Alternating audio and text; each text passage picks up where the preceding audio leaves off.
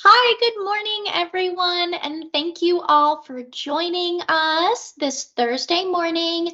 My name is Rachel Mas-Matos, and I am the Planning and Reports Coordinator here in the Wage and Hour Division's Southeast region, based in Atlanta.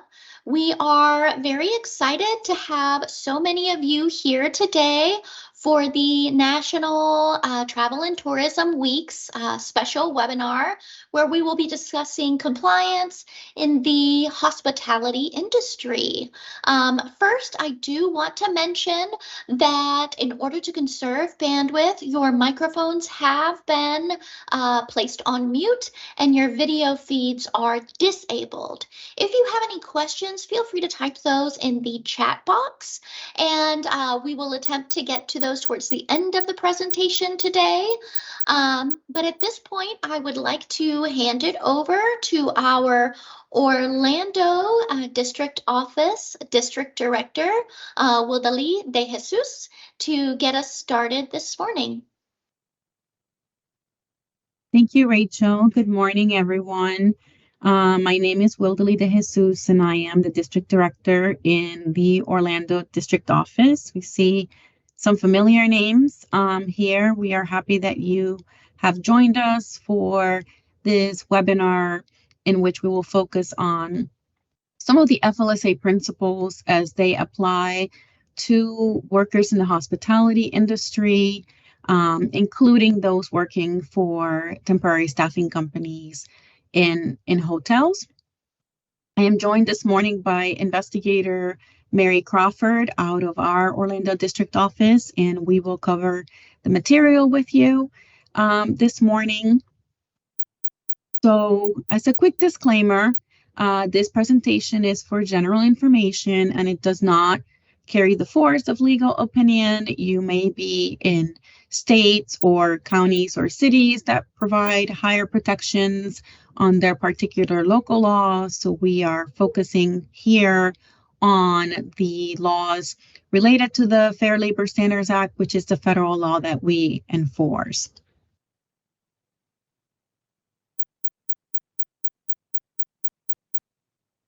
So the Wage and Hour Division enforces a variety of different federal laws, but the most common one and our oldest law is the Fair Labor Standards Act of 1938. And this is the law that talks about the minimum wage, overtime, record keeping, and child labor. And that's what we're going to focus on today. We balance our activities between investigations conducted by our investigators in the field, outreach to workers and employees and employers like this one.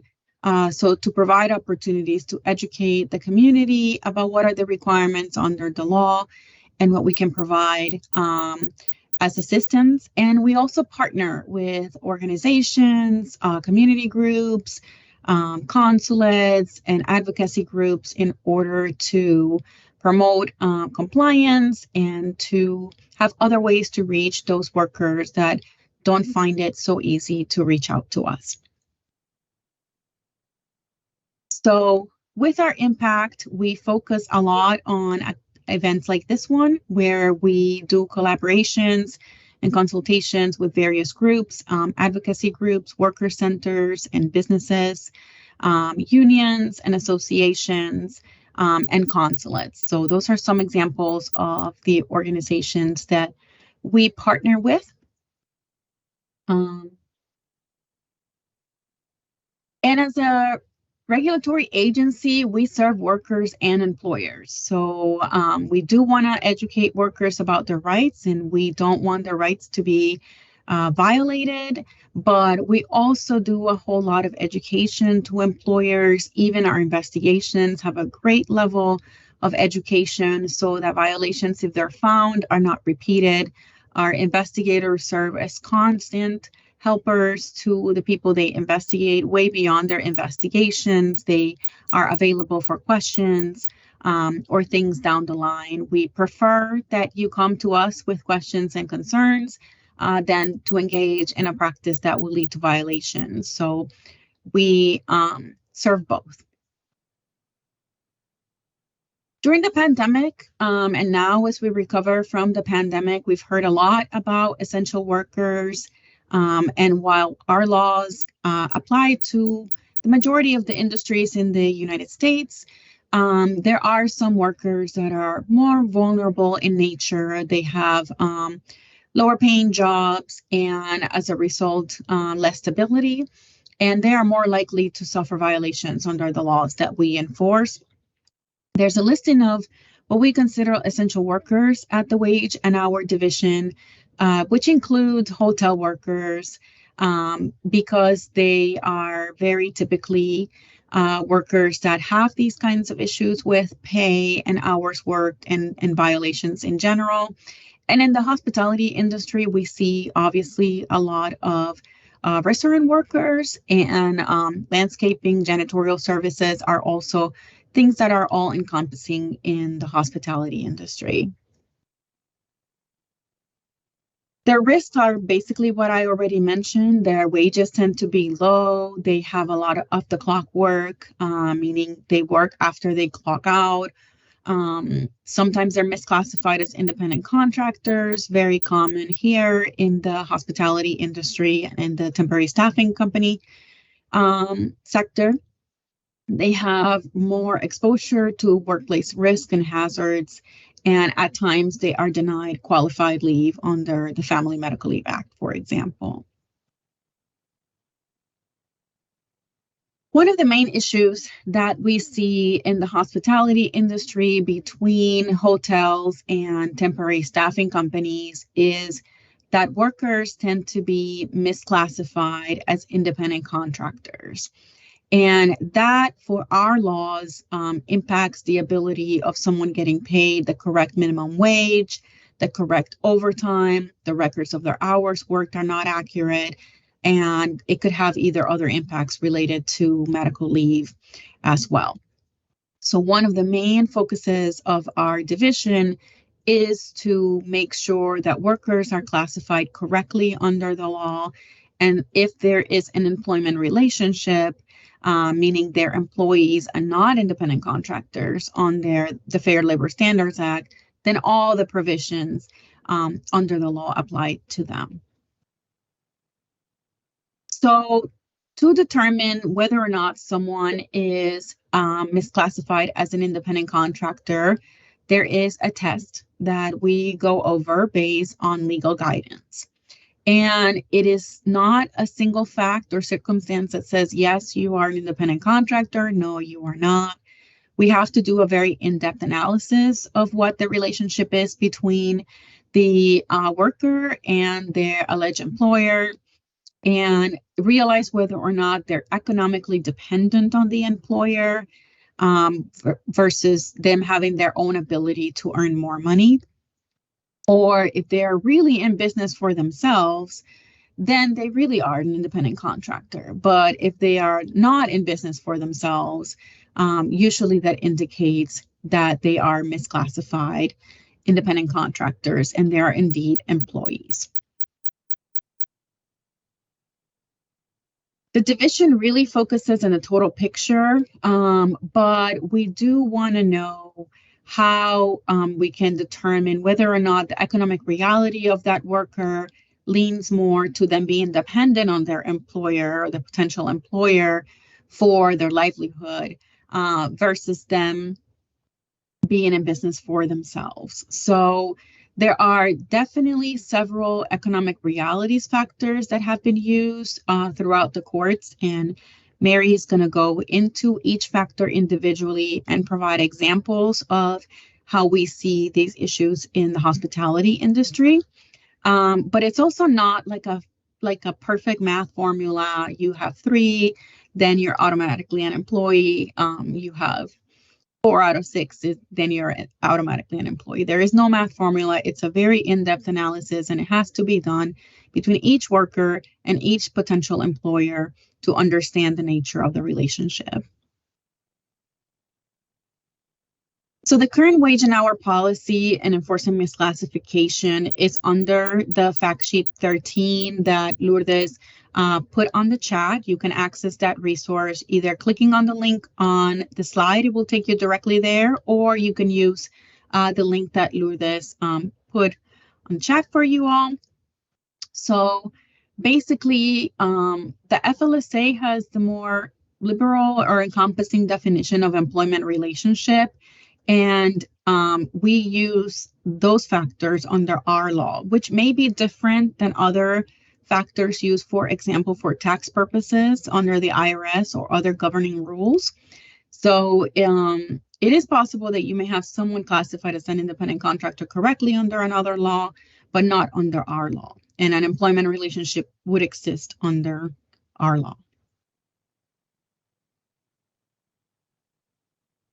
So just to give a little bit of an illustration of what are things that lean more towards independent contractor relationship versus an employment relationship, there's this little table here that you can look at, and it has the factors that we use to determine whether or not someone is an independent contractor or an employee. So the main thing is, are they working for somebody else's business or are they in business for themselves? Okay. Are they paid an hourly rate, a salary, or a piece rate versus being paid upon a completion of that project? So usually hourly employees, their only way to make more money is just to work more hours, and their schedule typically is not up to them. But someone who's really an independent contractor, they do tend to negotiate their contracts, and they have a fee that they charge for their services. And in that, they consider what is their potential earnings versus it being relied upon the hours worked or the time spent doing the job. Are they using materials or tools or equipment that is provided by the employer? Or are they just providing all of the materials and all of the tools and all of the equipment, and that fee that they charge includes the fact that they are providing such materials for the work that they're performing? An employee normally will work for one employer, although we know people could be employed by multiple employers at a time given their financial circumstances. But an independent contractor really works with multiple clients. They have contracts that they negotiate at a certain time. Employee usually has a continuing relationship with their employer. You know, there's permanency. They're there for a long time. They work a lot of hours, things like that. A contractor, it's a temporary relationship. Typically, when the project is done, then they're done, and that contract finishes. And an employer would decide, you know, when the work is done, how is it done, the quality of the work. That's when there's a typical employee-employer relationship. And the independent contractor, usually with their contract, they'll negotiate, you know, how they're going to do the work within, you know, acceptable timeframes, of course, but they have more freedom as to deciding when the project is completed or not. And the employer typically assigns the work to be performed, where there is designating the department that they're going to work out, the area that, in a hotel, for example, floors that they're going to clean, the actual work that they're going to do, the schedule that they're going to have. While an independent contractor, they kind of decide what they would do. They might be more specialized in one area of work than another. So I am going to now pass it on to Mary, who is going to go through each factor and provide you with some examples of how we see this misclassification playing out in the hospitality industry. Good morning, everyone. And first of all, I just want to thank everyone for registering for this. I've done a lot of cases in the hospitality industry, and I've been waiting and waiting for something like this to be able to get a whole group together and just talk about the things that I see often in some of these businesses that I'm investigating. I'm usually not the favorite person when I come in, so this is a great opportunity to me, and I'm pretty excited. The first factor is the work integral to the business. So when I come in and I'm doing an initial conference and I'm meeting with the employers, and they tell me that their workers are independent contractors, I'm testing for all these factors. So the first one, work integral to the business. This factor focuses on like how important the work is to the employer's business. Is it integral to the business? In the hospitality industry, if the staffing companies cannot provide workers to the hotels, they wouldn't have any business. It's not the workers who get the contracts, it's the staffing companies who get the contracts. Next slide. Opportunity for profit and loss. Independent contractors typically have the ability to make independent business decisions, such as decisions to make investment in new equipment, to hire staff. Usually, staffing company workers, they don't have any real involvement in making any decisions like that regarding profit or loss. Their rates are usually set by the staffing company who the hotel sets the rates for the staffing companies, and then they set the rates for their workers based on what's being paid to them. And the amount of work hours that they'll get is basically based on how busy the hotel is. If it's slow season, they don't need any, they might, need less workers. If it's busy season, they'll need more. Next slide. Investment in facilities and equipment. This factor compares the workers' investment compared to the contractors. So where do they get the supplies from? And usually the supplies come from, the hotel. Like they'll give the cleaning supplies. The housekeepers aren't bringing in their mops, their vacuums. Everything's being supplied to them. The maintenance worker will be supplied with tools. Sometimes the staffing companies supply the tools and the supplies to the workers, but if it's a staffing company and a hotel, it's usually the hotel that supplies the stuff. Next slide. Skill and initiative. Do they have specialized skills? Most in the in the hospitality industry, like for housekeepers, these are repetitive tasks. Mopping the floor, making a bed. No specific skills are really required to perform these tasks. They may get some training, but that's basically training, like they might have different standards. Like Choice Hotels might have one standard, the way they want a room cleaned, and the Marriott might have another. So they might get that type of training, but most of the work that they perform is really repetitive tasks. Next. Permanency of the relationship. Is it's unlikely that a true independent contractor will choose to work with only one firm. A true independent contractor will work with many firms. And so like if you sometimes a staffing company might send the employee to various hotels, it's still the same employer.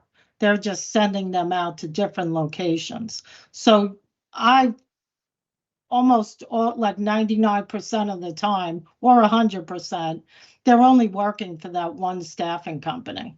They're not working for anyone else. Next slide. Control. An employer generally controls the worker through setting the hours, directing the method of work to be performed, setting prices, supervising, disciplining the worker.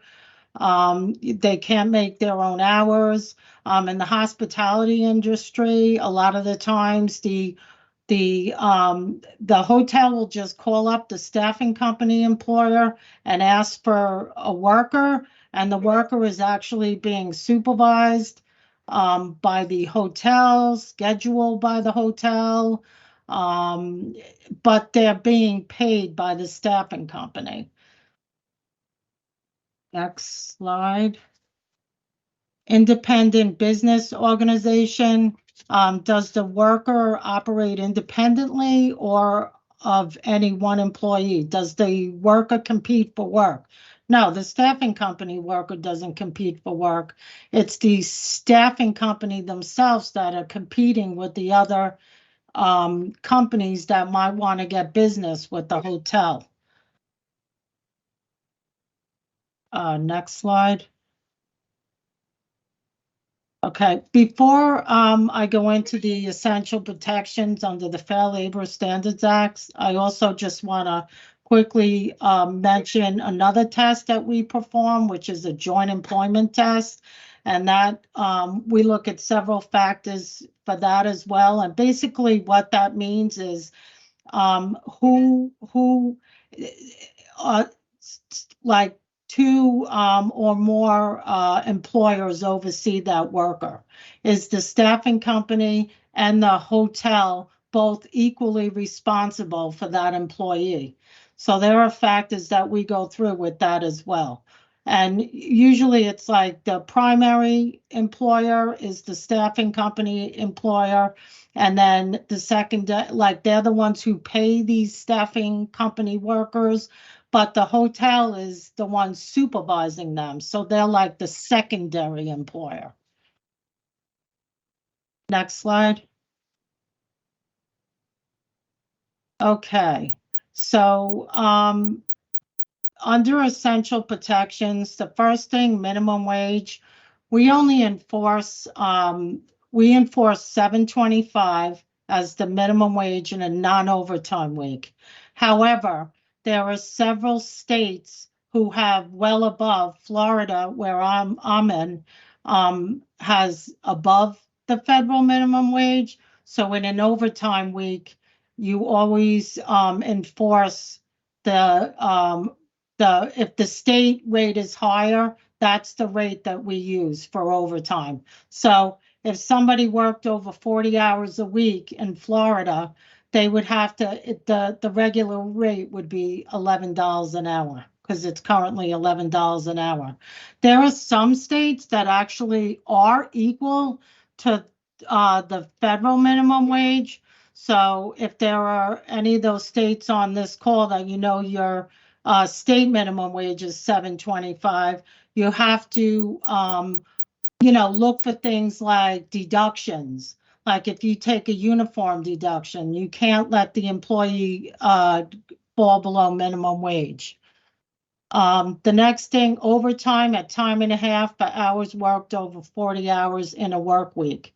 Each work week stands alone. So if the employer pays biweekly, that doesn't mean that if they work 30 hours one week and 50 hours the next week, you pay them for 80 hours.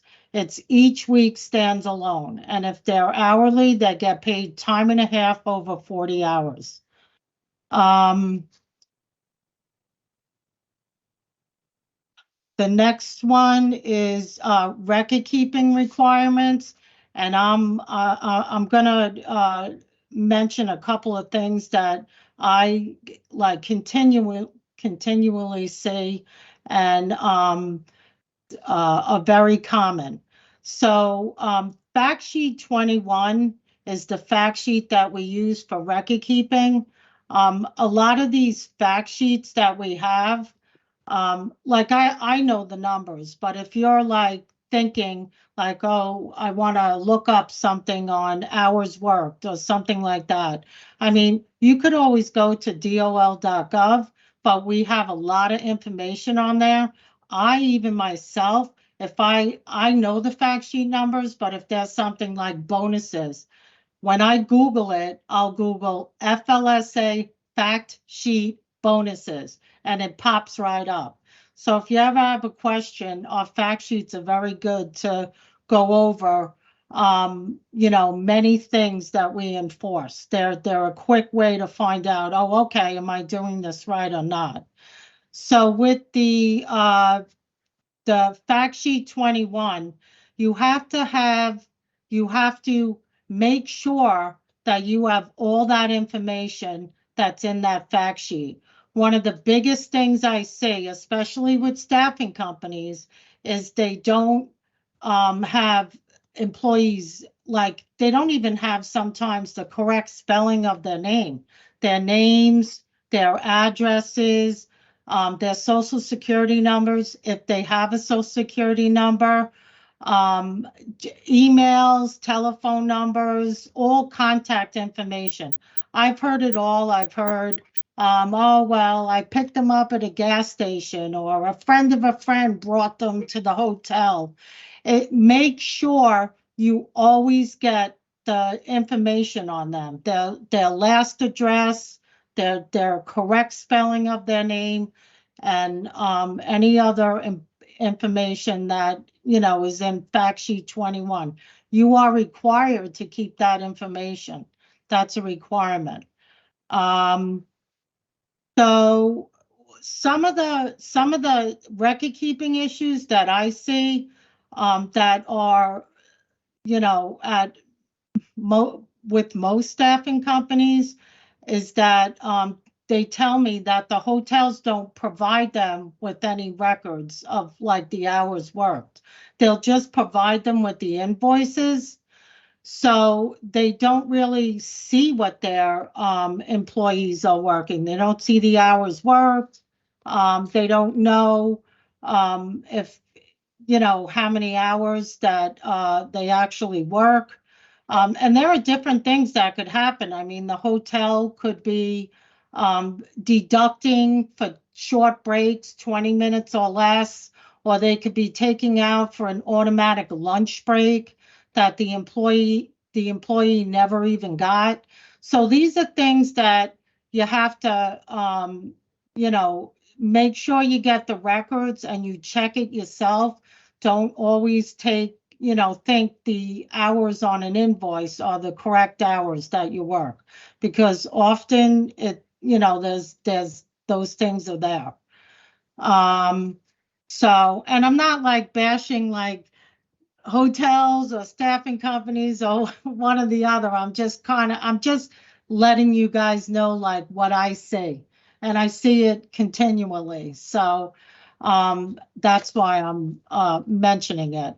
So and sometimes even the staffing companies will go, can you ask the hotel if they can send me that? Because they're almost afraid to ask them, like worried their contract might be canceled if they ask for something that they should be provided. So, I mean, I always tell them at a final conference too, both the hotels and the staffing companies, that you're supposed to provide the records. So, and then you're supposed to keep records for a certain amount of time. Time cards are like 2 years, payroll is 3 years. So go over when you have the opportunity, go over fact sheet 21, make sure you have all that information on the employees. Prohibited youth employment. Wilderly will be going into talking a little bit about child labor, but we have regulations for different hours that say, depends on the age, 14 and 15-year-olds can work. Um, and in the hospitality industry, there are certain things like we have hazardous occupations. They might, the HO7 is a power-driven hoisting apparatus. You may have a water park at your resort and you have miners that are handling these things, and they are not allowed. There are two fact sheets that under child labor that are great resources. Fact sheet 43 and fact sheet 34. 34 is the one on driving. Uh, because, minors aren't supposed to drive on public roads. That's like a big example of where that's happening is, like pizza delivery drivers are under 18. There's a real shortage of workers, and a lot of employers are going to minors now, and you just have to make sure that you can hire minors, but make sure they're not doing anything they shouldn't be doing, and you're following all the regulations. So fact sheet 43 is a really good fact sheet on minors. And then anti retaliation provisions. Usually, when I do an investigation, I provide fact sheet 77A, which is on retaliation. And just know if an employee comes up to you and they're only being paid straight time, and they ask to be paid time and a half, and you terminate them for asking to get what they should be getting, that is retaliation. An employee can never give up their rights under the FLSA. So, like, if if we see somebody's working off the clock, say for a half hour, and that person says, "Oh well, my employer doesn't know. I did that on my own." So you should know that, the hours that they're working. And if they're working and they're clocked out, they should be paid for that time. So they can never give up their rights under the FLSA. Just want to make sure. Oh, one more thing with the record keeping. So a lot of times, there's no requirement of how you keep a record of the hours worked. There's just a requirement of keeping an accurate record of the hours that they work. So there might be a time clock at the hotel that the hotel might let you, if it's a staffing company, let the staffing company share, or if they don't, you can put your own time clock at the hotel, but you don't have to. You can always do, like, as long as, like, if you have a sheet and you have a sign-in sheet, and have them sign in. But you also have to be careful, like, you're not going to just have them put 8 to 4, 8 to 4, 8 to 4, and then a lunch, 12 to 12:30. Make sure the time that they're signing on that sheet is their accurate, correct time, the actual time.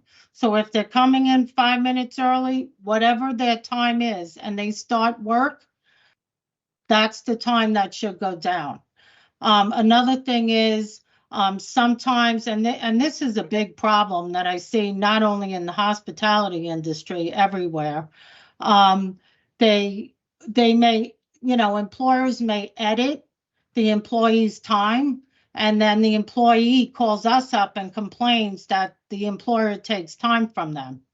Always make sure, you really should never go in and edit anybody's work time, but sometimes we know they forget to clock out, they forget to clock in, but make sure that you always have a backup. Like, if you're going in and editing someone's time, have a sheet that they sign that says, forgot to clock out, the person's name, the date, and keep that. This way, nobody can say that you're going in and taking time from them. And the FLSA does not require vacation, holidays, severance, or sick pay. We get a lot of calls on that. People are terminated, they want their vacation time. There's nothing we can do about that. So, next slide. Okay, hours worked. So hours worked per day and per work week for the same employer. And then different things are considered work time, other things aren't. Like, again, break 20 minutes or less is normal in the industry. That's paid work time. Anything more than that can be deducted as a lunch break. So at this point, I'm just going to go over. I jotted down some things that I often see, like some common violations for staffing companies and some common violations for hotels that I just want to mention. And okay, so some of the common staffing company violations, the biggest one is straight time for overtime. Often, the employees working 50 hours and they're just being paid straight time for those hours.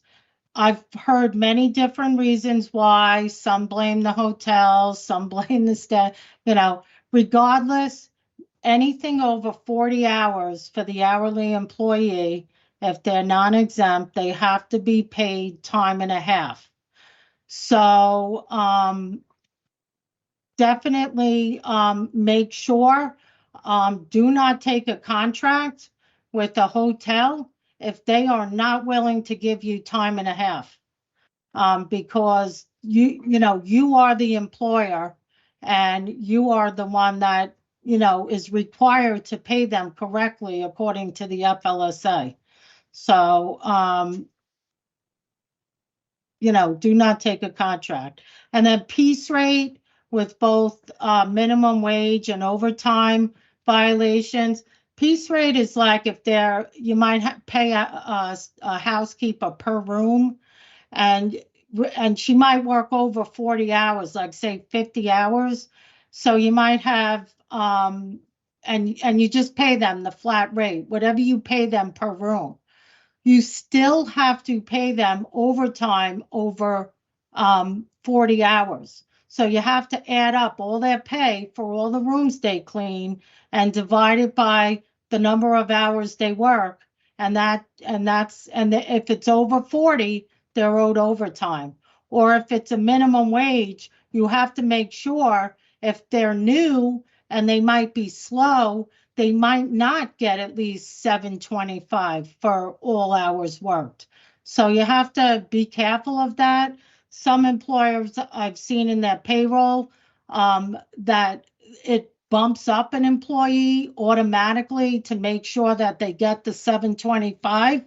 So if you're paying per room, you have to make sure that the employee always receives the minimum wage times the hours that they're working. Okay, off the clock work.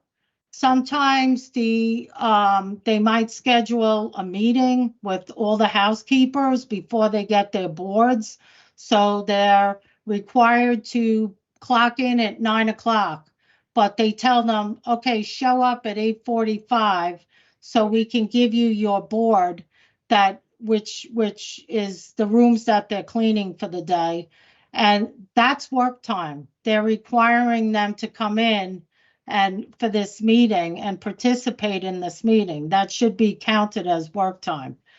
Some other things are legal deductions. If they take out for a uniform and take out too much and make the employee fall below minimum wage. Another common violation, again, averaging the hours over 2 weeks and not paying overtime. If it's 80 hours for a biweekly period, remember, again, each week stands alone. Bonuses not being included in the regular rate. Certain bonuses have to be included. Certain bonuses don't. And so basically, that's fact sheet 56C. And in an overtime week, you have to make sure that if you're paying a bonus, you include it in the regular rate before overtime is calculated. Sometimes you might pay the bonus the following month, but you don't, you go back because you pay the additional overtime on the week that they earned the bonus.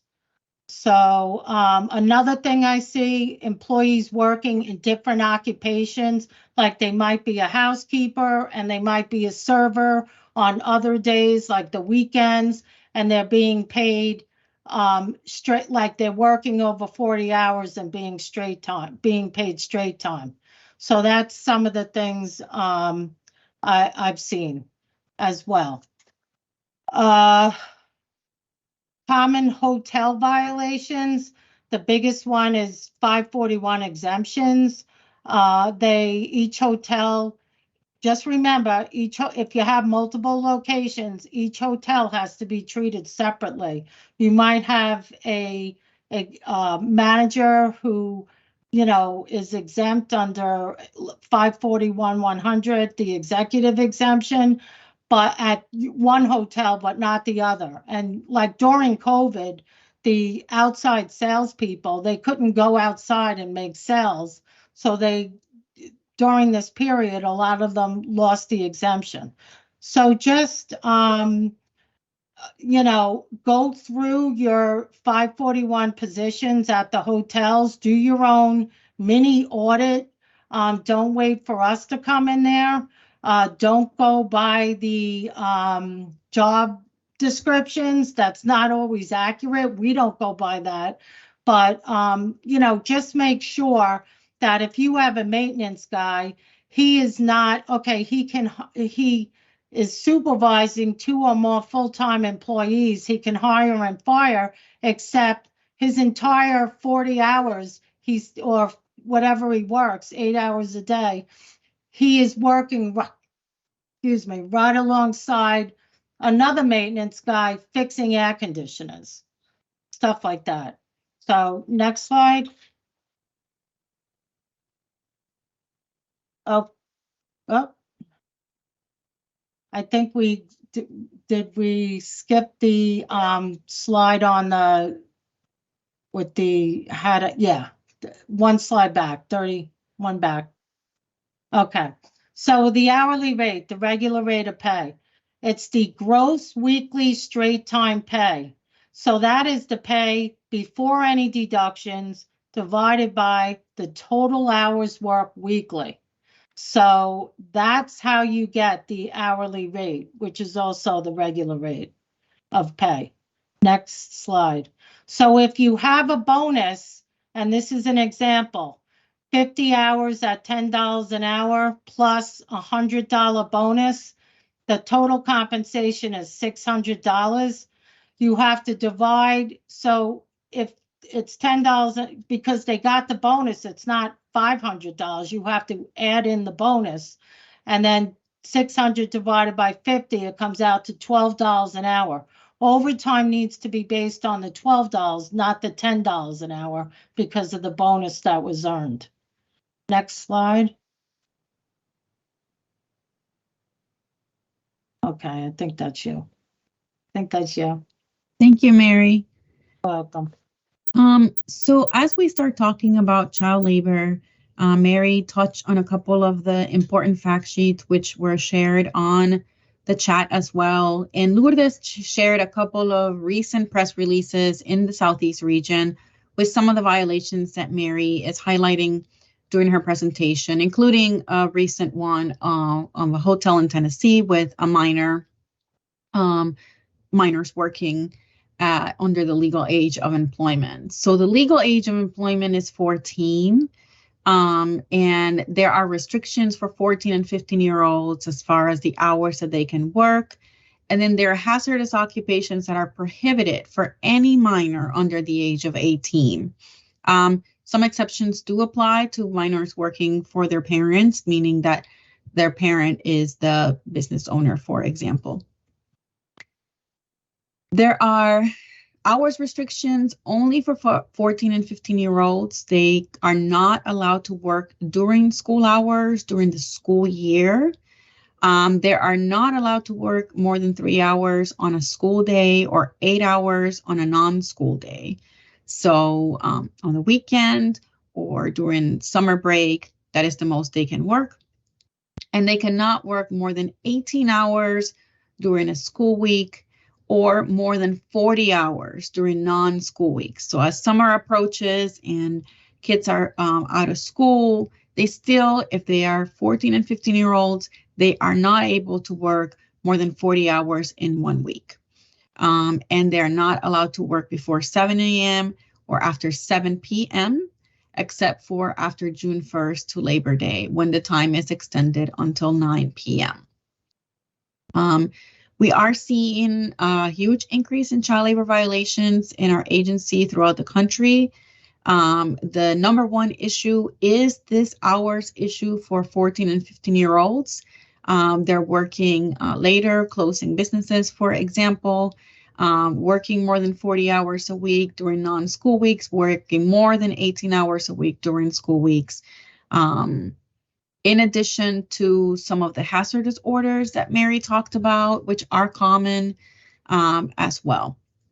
But it's very important that if you are hiring minors, you understand the restrictions and ways to keep the minor safe in the workplace. There are also pump at work protections under the FLSA. In December of 2022, the nursing mothers provision of the FLSA was updated to reflect the passing of the Pump Act. And this provides protection for nursing mothers upon their return to work for up to the first year of the child's life, to have breaks to pump milk at work in a place that is shielded from view. So these are some of the protections that we have under the Pump Act. And with the expansion of the Pump Act, it now includes workers that used to be excluded before, because it used to be only for workers that were non-exempt from overtime. But now it does include workers that may be exempt from overtime, such as agricultural workers and exempt managers, for example. The links on the slide are live, and also Lourdes put them on the chat, which you can review on your own time if you want to learn more about these provisions. We also enforce the Family Medical Leave Act, which has essential protections, about 12 weeks of unpaid leave per year for qualifying reasons. It provides job protection. It protects their benefits and their status while on leave. And it requires that the worker returns to the same or equivalent position upon their return from medical leave. And this can be taken for their own serious health condition, the serious health condition of a family member, for the birth of a child, for pregnancy complications. There's a variety of reasons why someone may invoke their rights under the family medical leave, and it applies to employers that have 50 or more employees under them.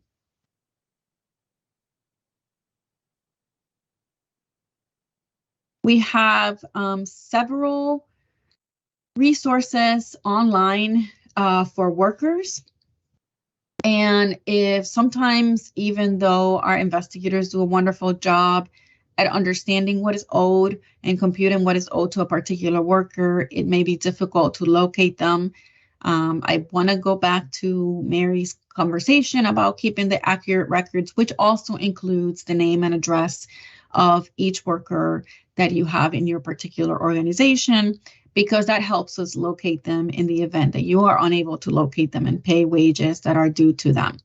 However, any worker can go into our workers owed wages page, which we also call WOW, and search and see if they are due any back wages under any of our cases. And there is a disbursement process that they can go through once they prove their identity, in order for us to disperse funds that may have been due to them and they had not been able to receive it due to not being able to locate them. We also have online resources specifically to workers and specifically for employers. So you can go in any of these web pages for us and look at particular resources that might be helpful to you. Some are available in different languages, if that would be helpful as well, and it'll be geared towards workers and employers, depending on your situation. And we have e-laws advisors on our website as well, where it could help you understand if there is coverage and employment status, if overtime might be due, if hours worked are applicable, and to understand which hours are hours worked and things like that.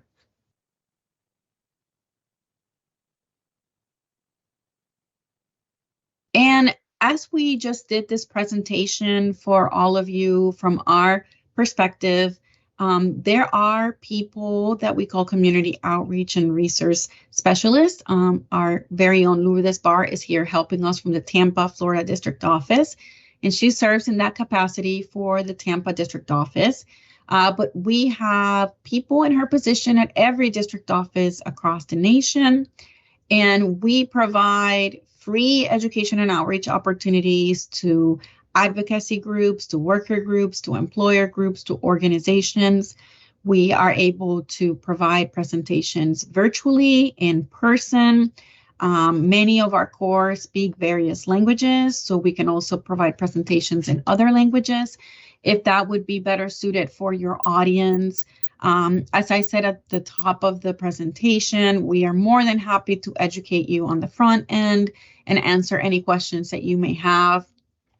There's the vast majority of violations typically occur because people don't really understand what are the requirements under the law and what applies to them. So we take our education and outreach very seriously in order to minimize the amount of times that you need to see Mary on the other end or any other investigator, and hopefully ultimately be in compliance, follow our law, pay workers correctly for the wages that they have earned, and stay out of trouble. So asking a question and reaching out or wanting us to do a presentation, it's a great way to prevent violations from occurring and for us to provide you with the information that you need to better understand our laws. With that being said, that is the formal end to our presentation. We have a couple of minutes if anybody has any specific questions that you want to put on the chat, and we will do our best to answer them. If we are unable to answer, we will circle back with you with the correct guidance for your particular question.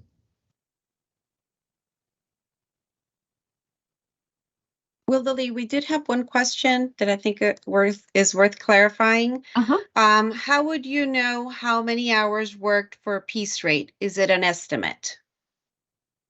Great question. So the record keeping requirements apply to every non-exempt worker, regardless of how they're paid. So if you're paying per room, per week, per day, piece rate, you still have to track their hours worked. So you need to have, the law doesn't require a specific system, like Mary said.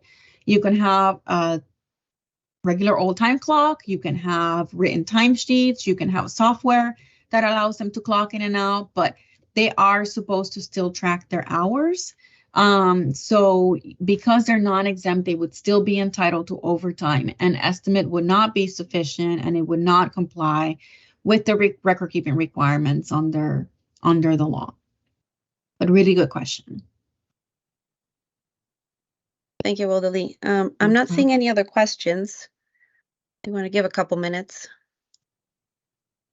Yeah, please feel free to type on the chat if there's something that you would like for us to clarify or expand on.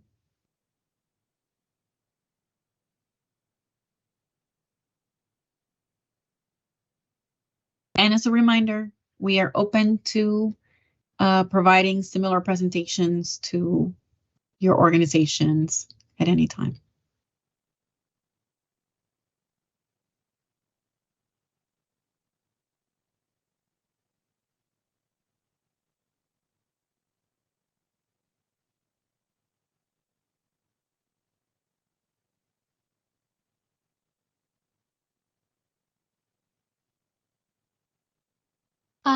I see we've gotten several questions about the slides. We will be providing resources following today's event. That will be sent via email to all of the registrants for today.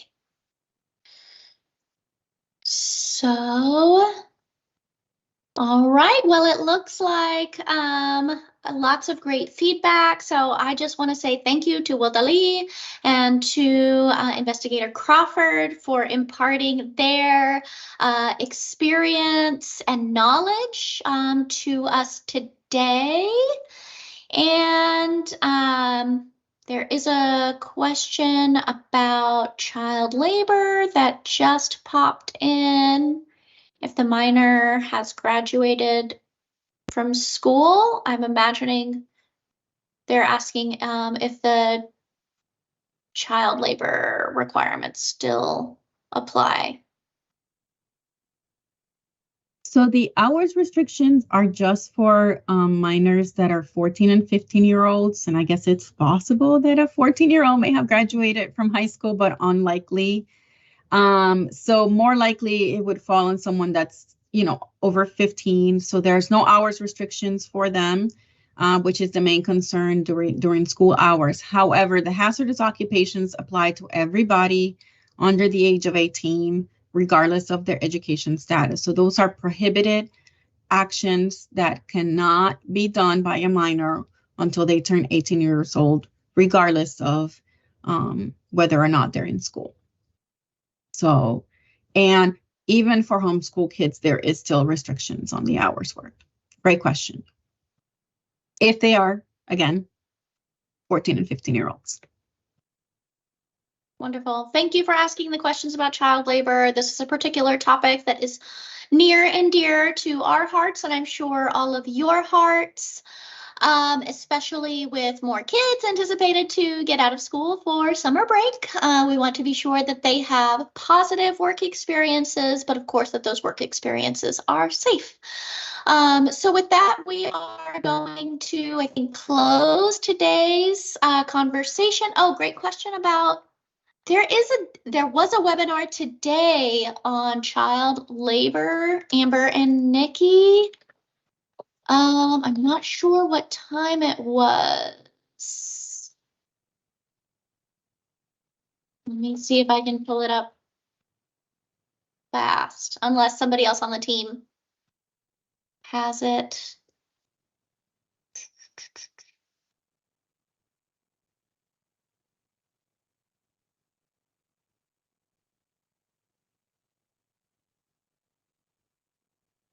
I'm trying to pull it, Rachel, but you might be faster than me.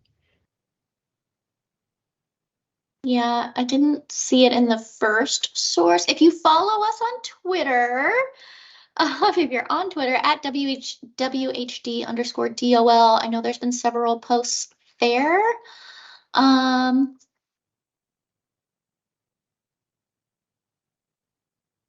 That's actually where I'm looking for it.